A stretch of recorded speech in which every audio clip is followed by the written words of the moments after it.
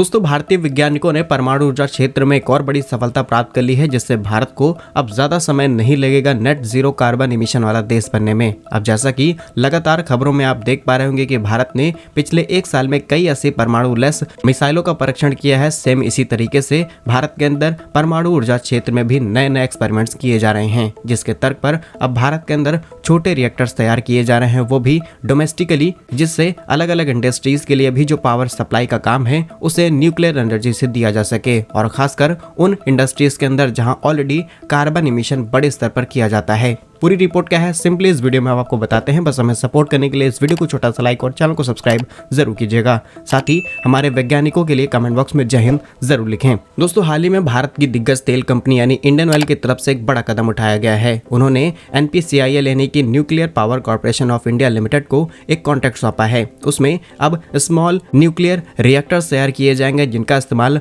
छोटे छोटे प्लांट्स के अंदर होगा। असल में ये छोटे न्यूक्लियर रिएक्टर्स करीब 300 मेगावाट तक की बिजली पैदा कर सकते हैं, जिन्हें आसानी से किसी भी प्लांट, किसी भी रिफाइनरी या किसी भी ऐसे प्रोजेक्ट में इंस्टॉल किया जा सकता है और वहां पर इलेक्ट्रिसिटी की जरूरतों को पूरा किया जा सकता है, जहां पर भारी मात्रा में पॉल्यूशन होता है। लेकिन आपके मन में सवाल आ सकता है कि परमाणु ऊर्जा वाकई काफी ज्यादा रिस्की होता है। अगर इसे हर जगह पर इंस्टॉल किया जाने लगा तो इससे खतरे बढ़ जाएंगे। तो ऐसा नहीं है, स्मॉल रिएक्टर्स का इस्तेमाल काफी ज्यादा सेफ होता है। इसको बनाने में कम लागत आती है, जल्द से जल्द हम इसे बना सकते हैं। इन्हें अपनी जरूरत के हिसाब से कहीं पर भी इंस्टॉल किया जा सकता है। और सबसे बड़ी बात कि ये नॉर्मल रिएक्टर्स की तुलना में बहुत ही कम या लगभग ना के बराबर रेडियो एक्टिव कचरा पैदा करते हैं, जिससे इन्वायरमेंट को भी नुकसान नहीं होता। और प्रॉपर ट्रीटमेंट के बाद ही NPCIL इस तरीके के प्रोजेक्ट को अप्रूवल देती है। तो इससे फायदे क्या होंगे? अब वैसे तो कई इंडस्ट्रीज में सोलर पैनल्स और अलग अलग रिन्यूएबल एनर्जीज का इस्तेमाल किया जा रहा है, लेकिन सोलर सिर्फ दिन के समय में इलेक्ट्रिसिटी दे पाते हैं। रिफाइनरीज जैसे प्रोजेक्ट दिन रात ऑपरेट होते हैं, जिसमें